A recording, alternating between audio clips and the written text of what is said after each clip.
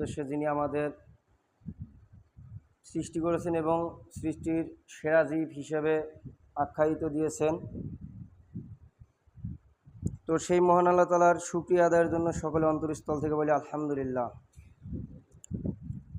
আমাদের নবীর উপর দরুদ বর্ষিত হতে থাক, সকলে বলি সাল্লাল্লাহু আলাইহি ওয়াসাল্লাম। আজকে জুমার সংক্ষিপ্ত আলোচনার বিষয় হচ্ছে আদর্শ নারী। আমি আদর্শ নারী এই ব্যাপারে সংক্ষিপ্ত করে আপনাদের মাঝে গুরুত্বপূর্ণ আলোচনা করব ইনশাআল্লাহ। এখানে পর্দার আড়ালের মা ও বোনেরা আছেন, এখানে সামনে সম্মানিত মুসল্লিগণ রয়েছেন। সকলের উদ্দেশ্যেই আজকের জুমার সালাতের খুতবা। তো যাই হোক, প্রথমে আমি আন্তরিকভাবে দুঃখিত যে আমি একটু সমস্যায় রয়েছি। তো সেজন্য আপনাদের মাঝে হয়তো বা আলোচনা করতে একটু সমস্যা হতে পারে। তো আজকে আমার এই মসজিদে আসার মূল উদ্দেশ্য আমি ইনশাআল্লাহ আপনাদের শেষে বলবো। তো সর্বপ্রথম যে কথা সেটি হচ্ছে আমার আজকে এই জুমার খুতবার সংক্ষিপ্ত বিষয় আদর্শ নারী। তো আমি সেই ব্যাপারে মূল্যবান আলোচনা পেশ করব ইনশাআল্লাহ। তো আরও একটি বিষয় হচ্ছে, আমার একটা হাদিস বলবো, বলার পর সেই হাদিসটা আপনাদের বোঝানোর ক্ষেত্রে কি করে বোঝাতে হবে সেটাই আমি আপনাদের মাঝে বলবো ইনশাআল্লাহ। এর বাইরে আমি কিছু বলবো না। তো সর্বপ্রথম একটি কথা বলছি, জাহিলি যুগে নারীদের আদর্শ কীরকম ছিল, তাদের করণীয় কী ছিল, তাদের মর্যাদা কীরকম ছিল। তো জাহিলি যুগের যে নারীদের বৈশিষ্ট্য এবং নারীদের মর্যাদা কীরকম ছিল সেই ব্যাপারে আমরা যারা কোরআন এবং হাদিস পড়ি তারা আমরা ভালো করে জানি, আর যারা পড়ি না তারা জানি না, কিন্তু শুনেছি। তো জাহিলি যুগের নারীদের মর্যাদা এমন ছিল, যদি কারো ঘরে কন্যা সন্তান জন্মগ্রহণ করত তাকে মাটির নিচে পুঁতে ফেলা হতো। তো বর্তমান যুগে সেরকম নেই। রাসূল সাল্লাল্লাহু আলাইহি ওয়াসাল্লামের যুগের থেকেই এরকম হয়েছে, ইতিপূর্বে হয়েছে। তো ধীরে ধীরে পরিবর্তন হয়ে মহান আল্লাহর রহমতে নারীরা এমন পর্যায়ে এসে পৌঁছিয়েছে যে রাসূল সাল্লাল্লাহু আলাইহি ওয়াসাল্লাম বলেছেন যে যদি কেউ একটি কন্যা সন্তান জন্মগ্রহণ করাবেন, যদি কোনো এক ব্যক্তি একটি কন্যা সন্তান পৃথিবীতে আনবে, আল্লাহর রহমতে একটি কন্যা সন্তান জন্ম দিবেন, তাহলে সে একটি জান্নাত লাভ করলো। সুবহানাল্লাহ। তো আমরা এটা অনেকেই শুনে লাফালাফি করি। সম্মানিত দিনী ভাই, আমাদের লাফালাফি করার আগে আমাদের হাদিসটা বুঝতে হবে। আর আরেকটি কথা হচ্ছে, হক একটু তিতে হয়, এটা সকলেই জানে, বিশেষ করে বেদাতি যারা তারা জানে হক একটু তিতে হয়, এটাই স্বাভাবিক। তো আমি যেটা বলছিলাম যে একটি কন্যা সন্তান জন্ম দিলে একটি জান্নাত, এটি রাসূল বলেছেন। তো আমি কোথাকার কি আবার বললাম যে এটা আপনাদের বোঝার ভুল রয়েছে। জি হ্যাঁ, বোঝার ভুল রয়েছে। কথা ঠিক বলেছেন, কিন্তু আমাদের বুঝতে ভুল। একটা হিন্দুর ঘরেও কন্যা সন্তান জন্মগ্রহণ করেন, তিনি তো জান্নাত পাবে না। একটা ইহুদির ঘরেও কন্যা সন্তান জন্মগ্রহণ করে, তিনি জান্নাত পাবে না। জান্নাত একটি কন্যা সন্তান জন্মগ্রহণের মাধ্যমে আপনি জান্নাতের আশা করেছেন, কিন্তু আপনি এটা দেখছেন না আপনার কন্যা সন্তানকে কি করে লালন পালন করতে হবে, আপনার কন্যা সন্তানকে কিভাবে লালন পালন করতে হবে। সম্মানিত দিনী ভাই, সেই ব্যাপারে আমি আপনাদের মাঝে সংক্ষিপ্ত আলোচনা করব ইনশাআল্লাহ। তো আরও একটি কথা হচ্ছে, আপনি যদি আপনার কন্যা সন্তানকে ইসলামী অনুযায়ী লালন পালন করতে পারেন তাহলে আপনি জান্নাত পাবেন, নিঃসন্দেহে জান্নাত পাবেন। আর অন্যথায় ওই একটা হিন্দুর ঘরের মেয়ে যে মূল্য রয়েছে, আপনার ঘরের মেয়ের ওই মূল্য রয়েছে। কেননা বেপরদা হয়ে রাস্তাঘাটে চলাফেরা করে। আপনি যতই সালাত আদায় করেন, হজ করেন, জাকাত দেন, দান সাদকা করেন, আপনার ওই কন্যা সন্তানের জন্য আপনি জাহান্নামে যাবেন। শুধু আমরা এই হাদিসটা শুনে লাফালাফি করি অনেকেই, আমার কন্যা সন্তান হয়েছে 2টো, আমার কন্যা সন্তান হয়েছে 3টা, আমার কন্যা সন্তান হয়েছে 5টা, আমি 5টা জান্নাতের মালিক। আপনাকে মালিক 5টা জান্নাতের মালিক হবার আগে ভাবতে হবে যে আমার কন্যা সন্তানকে আমি কি করে লালন পালন করলাম, আমার কন্যা সন্তান ইসলাম অনুযায়ী লালন পালন হয়েছে কি না, আপনাকে এদিক বিবেচনা করে দেখতে হবে।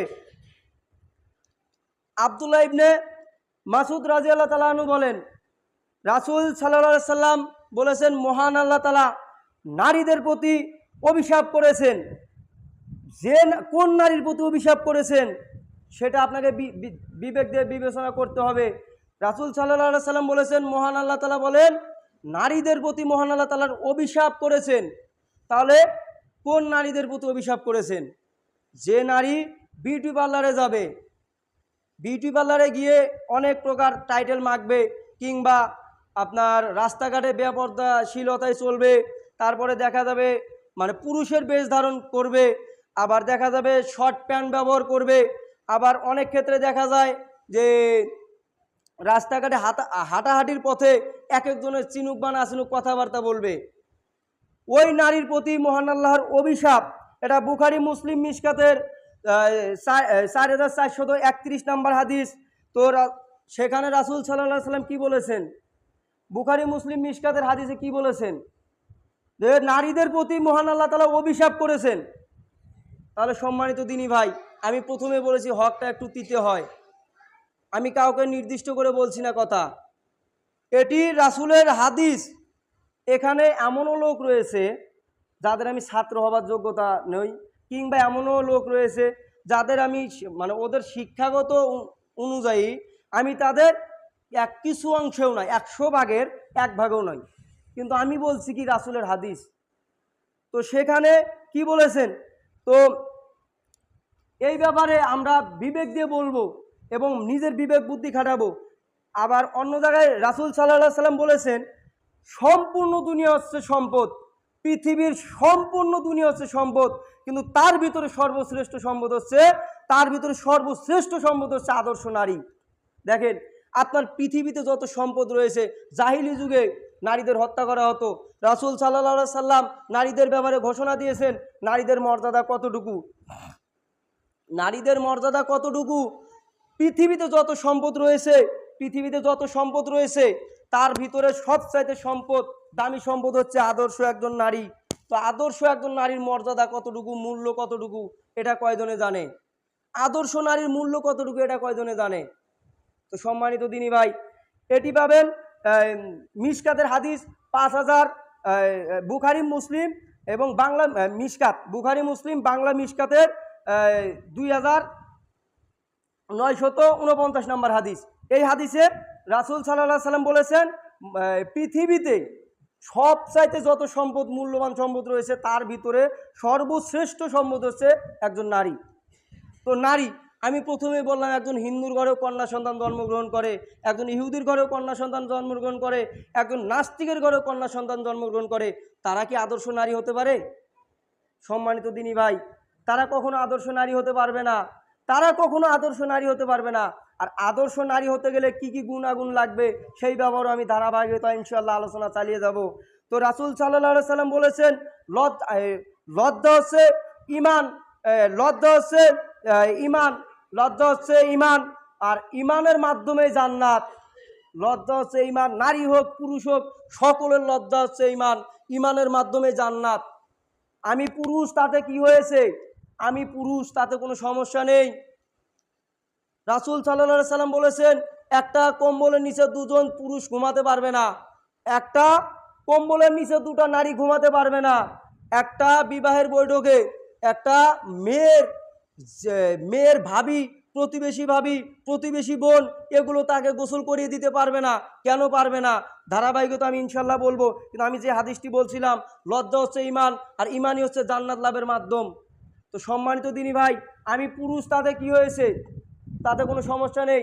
আমি পুরুষ দেখে যে রাস্তাঘাটে যে কোনো নারীর সাথে কথা বলবো, মোবাইলে প্রেম আলাপ চালিয়ে যাব, তাহলে আমার লজ্জা কোথায়? লজ্জা কোথায়? যে নারী স্তর অনেক রয়েছে, জেনার স্তর অনেক রয়েছে, যেমন হাত দিয়ে ধরা হাতের জেনা, মুখ দিয়ে বলা মুখের জেনা, অন্তর দিয়ে পরিকল্পনা করা অন্তরের জেনা, পায়ে হেঁটে যাওয়া পায়ের জেনা, আপনার লজ্জা স্থানের জেনা হচ্ছে লজ্জা স্থানের জেনা। জেনার অনেকটাই ধারণা অনেক ধরন রয়েছে। তো যেটা বলছিলাম, লজ্জা হচ্ছে ইমান, ইমান হচ্ছে জান্নাত লাভের মাধ্যম। এই হাদিস পাবেন মিশকাতের 5077 নম্বর। তো এখানে রাসূল সাল্লাল্লাহু আলাইহি সাল্লাম বলেছেন লজ্জা হচ্ছে ইমান এবং ইমানই হচ্ছে জান্নাত লাভের মাধ্যম। তো সম্মানিত দিনী ভাই, আমরা লজ্জা কি করে করব? আমরা বর্তমান যুগে যেরকম হয়েছে, মোবাইলে একটা ছেলে কিংবা একটা মেয়ে পীড়িতের আলাপ চালিয়ে যায়। আপনি পিতা আপনার সন্তান কি করে আপনি দেখছেন না? আপনি আপনার সামনে আপনার ছেলে কথা বলছে, আপনার সামনে রাত 12টার পরে আপনার ছেলের ফোন এসেছে, কিন্তু আপনি পিতা, অযোগ্য পিতা, আপনি বলছেন এত রাতে তোমার কাছে কার ফোন আসলো, এত রাতে কে ফোন করেছে, এত রাতে কি সমস্যা তোমার কাছে ফোন আসলো, আপনি বলছেন না, আপনি দায়ুস। সম্মানিত দিনী ভাই, আমি পিতা, সেজন্য যে আমার সন্তান কি করবে এটা দেখবো না তা না। আমার সন্তান বড় হয়েছে, তাতে কি হয়েছে, কোনো সমস্যা নেই। তো দেখেন, বড় হয়েছে বলে শাসন করা যাবে না এমনটা নয়। এখানে একটি হাদিস বলছি, দেখুন এই হাদিসও আলোচনার সাথে সম্পৃক্ত রয়েছে। পৃথিবীতে সবচাইতে দামি শ্রেষ্ঠ মানুষ হচ্ছে আমাদের নবী মুহাম্মদ সাল্লাল্লাহু আলাইহি সাল্লাম এবং তার স্ত্রীগণ। তাদের ভিতরে আয়েশা রাদিয়াল্লাহু তাআলা আনহু নারীদের ভিতরে সর্বোচ্চ মর্যাদাশীল একজন নারী। তার নবী এবং রাসূল ব্যতীত আবু বকর রাদিয়াল্লাহু তাআলা আনহু পৃথিবীতে যত মানুষ আসবে তাদের ভিতরে সর্বোচ্চ মর্যাদাশীল। তো একদা আবু বকর রাদিয়াল্লাহু তাআলা আনহুকে বললেন যে, হে আবু বকর, আপনি কি কিছু শুনেছেন? তখন বললেন, না, আমি তো কিছু শুনিনি। তখন বলছেন, আপনার মেয়ে হার হারিয়েছে, আর আপনার মেয়ে হার হারানোর কারণে মানুষ রাস্তাঘাট দিয়ে চলাফেরা করতে পারছে না, মসজিদে যাবে সেটাও পারছে না। তখন দেখেন, তখন পৃথিবীতে যত মানুষ আছে নবী এবং রাসূল ব্যতীত, তার চাইতে নবী এবং রাসূল ব্যতীত যে মর্যাদাশীল নারী পুরুষ রয়েছে, আবু বকর রাদিয়াল্লাহু তাআলা রাগান্বিত হয়ে গেলেন। তখন সঙ্গে সঙ্গে জামাইয়ের বাড়িতে চলে গেলেন। দেখেন, বুঝতে হবে এই হাদিসের মাধ্যমে অনেক কিছু জ্ঞান পাবেন আপনারা। তখন সঙ্গে সঙ্গে চলে গেলেন জামাইয়ের বাড়িতে, গিয়ে দেখেন রাসূল সাল্লাল্লাহু আলাইহি সাল্লাম তার মেয়ের রানের উপরে শুয়ে আছেন মাথা দিয়ে। আমাদের সাধারণত গ্রাম অঞ্চলে যদি এরকম হয়, তখন আমরা যদি গিয়ে দেখি, হ্যাঁ, জামাইয়ের তো লজ্জাই নেই, দিনের বেলায় মানে মেয়ের রানের উপর মাথা দিয়ে ঘুমাচ্ছে। দেখেন, এটা রাসূল সাল্লাল্লাহু আলাইহি সাল্লাম কি করছেন আর আমরা কি করছি। তখন আবু বকর রাদিয়াল্লাহু তাআলা আনহু ভিতরে গেলেন, গিয়ে এমন একটা কিল মারলেন যে আয়েশা রাদিয়াল্লাহু তাআলা আনহু বললেন, যদি রাসূল সাল্লাল্লাহু আলাইহি সাল্লাম আমার রানের উপর মাথা দিয়ে না শুয়ে থাকতো, তাহলে মনে আমি ছিটকে পড়ে যেতাম। আমি নিজেকেই এতভাবে কন্ট্রোল করেছি যে রাসূল সাল্লাল্লাহু আলাইহি সাল্লামের যেন ঘুম না ভাঙে। দেখেন, এই হাদিস দ্বারা কি বুঝলেন? সবচাইতে যেটা বুঝলেন, আমি বিষয়টি আপনাদের মাঝে তুলে ধরছি, এই হাদিসের মাধ্যমে বুঝলেন সবচাইতে দামি একজন মানুষ, সবচাইতে দামি একজন রাসূল, সবচাইতে দামি একজন নারী, তারা তাদের শাসন কি করে করতে হয় তারা জানে। আমরা জানি না।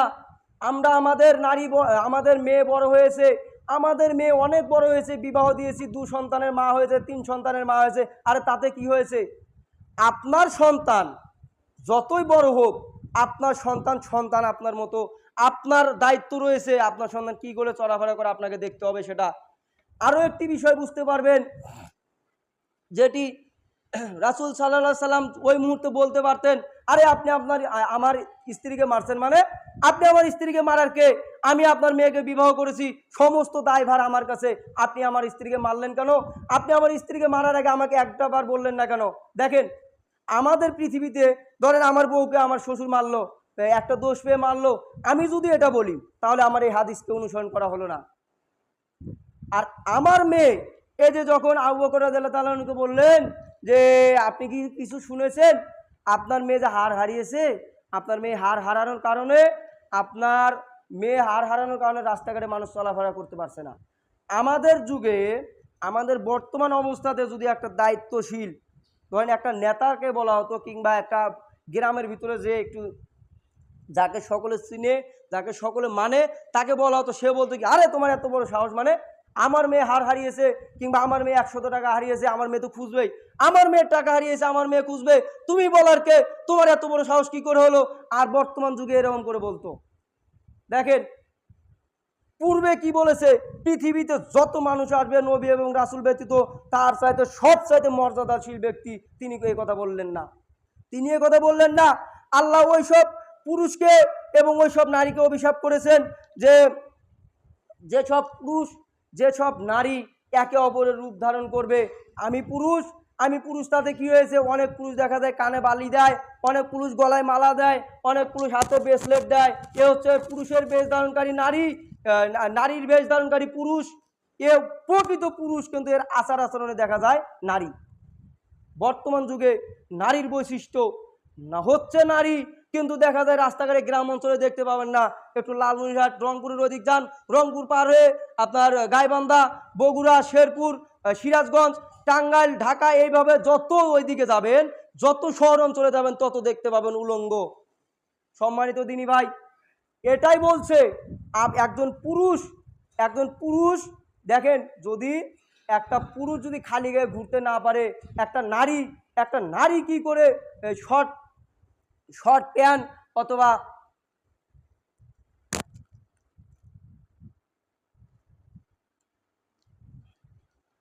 Short pant. সম্মানিত দিনী ভাই, আমি সম্মানিত মুসল্লিগণ, আমি আপনাদের উদ্দেশ্যে বলছি, তাহলে বর্তমান যুগে আদর্শ নারী কি? বর্তমান যুগে আমি যেটা বলছিলাম, আল্লাহ ওইসব নারীকে এবং ওইসব পুরুষকে অভিশাপ করেছেন, যেসব পুরুষ এবং যেসব নারী একে অপরের রূপ ধারণ করে, একে অপরের বৈশিষ্ট্য অবলম্বন করে। সেই ব্যাপারে আমি আপনাকে বলছিলাম, রাস্তাঘাটে বের হলে দেখতে পাবেন হাফ প্যান্ট, এবং পুরুষ যেগুলো গেঞ্জি ব্যবহার করে, সেই গেঞ্জি একটা মহিলা ধারণ করছে, মাথার চুল পুরুষের মতো করে তারা রাস্তাঘাটে চলাফেরা করছে, স্বামী আছে, পিতা আছে, সন্তান আছে, তারা রাস্তাঘাটে একাকার করে চলাফেরা করছে। ওই সমস্ত পুরুষ, ওই সমস্ত নারীকে আল্লাহ অভিশাপ করেছেন। বুখারী, মুসলিম, মিশকাত হাদিস 4429 নাম্বার, বাংলা মিশকাতের হাদিস 4232 নাম্বার হাদিস।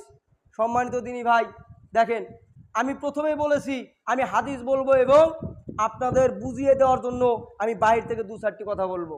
সম্মানিত মুসল্লিগণ, আপনারা হয়তো বা বলতে পারেন, আরে হাদিস বলছে তো বলছে, আবার কি করে, কি জন্য বলছে, এটাতে আপনার সাথে মিলে যেতে পারে, আমার কোনো সমস্যা নেই। আমি সকলের উদ্দেশ্যে বলছি, আমি কাউকে আঘাত দেওয়ার জন্য বলিনি। হক একটু তিতে হয়, তিতে হবে, এটাই স্বাভাবিক।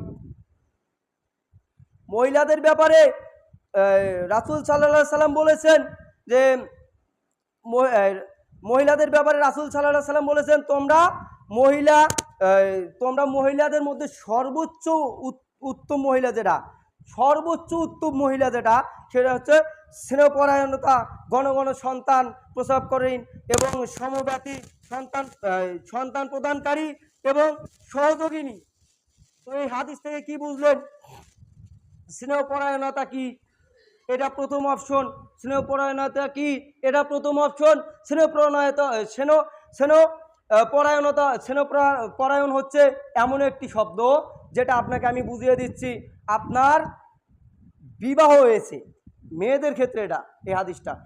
সম্মানিত পর্দার আড়ালের মা ও বোনেরা, আপনারা বিশেষ করে আমার হাদিসটি শুনবেন। আমার আলোচনাটি আপনাদের আঘাত লাগতে পারে, কিন্তু হক কথা আমি বলছি। এখানে বলা হচ্ছে স্নেহপরায়ণতা। স্নেহপরায়ণতা কি? আপনি নারী, আপনার বিবাহ হয়েছে, আপনি আপনার শ্বশুর বাড়িতে গেলেন, আপনার শ্বশুর শাশুড়িকে আপনি তাদের যতটুকু সম্মান করার দরকার আপনি তাদেরকে ততটুকু সম্মান করবেন, আপনি তাদের যতটুকু সম্মান করার দরকার আপনি তাদের ততটুকু সম্মান করবেন, আপনার স্বামী যতটুকু সম্মান পাওয়ার মালিক আপনার স্বামীকে ততটুকু সম্মান করবেন, আপনার দেবর ভাসুর, আপনার দাদা শ্বশুর, নানা শ্বশুর যতটুকু সম্মান পাওয়ার মালিক আপনি তাদেরকে ততটুকু সম্মান করবেন, আপনার বিবাহের পরে আপনার পিতামাতা যতটুকু সম্মান পাওয়ার যোগ্যতা রাখে, আপনার বিবাহের পরে আপনার পিতামাতা যতটুকু সম্মান পাওয়ার হক রাখে ততটুকুই আপনি সম্মান করবেন। এটাই হচ্ছে স্নেহপরায়ণতা, এটাই হচ্ছে স্নেহপরায়ণতা। তো আর একটা হচ্ছে ঘন ঘন সন্তান। এটা ঘন ঘন সন্তান, বর্তমান সরকার এমন একটি পরিস্থিতি ঘোষণা করেছেন, আমি এর আগে অনেক আগে শুনেছি যে দুবাই সরকার ঘোষণা করেছিলেন যে দুটি সন্তান, একটি সন্তান হলে ভালো হয়, দুটির বেশি নয়, আর যে তিনটি নিবে তার জেল এবং জরিমানা। দেখেন, এই ভয়ে জেল এবং জরিমানা, এই ভয়ে তারা সন্তান একটি করে নেয়, কারণ ভবিষ্যতেও দুটি হতে পারে, আর আমি যদি দুটি নেই ভবিষ্যতে তিনটা হলে আমার জেল এবং জরিমানা দুটাই হবে। এই ভয়ে, এই জাহিলি একটা সরকার, এই জাহিলি একটা সরকারের ভয়ে আপনি আপনার সন্তানকে হত্যা করছেন। আপনার সন্তান অনেক, এতে অনেক রয়েছে, সন্তান গর্ভে এসেছে, তারপরে জেল এবং জরিমানার ভয়ে আপনার সন্তানকে হত্যা করেছেন, এর জবাব কে দিবে?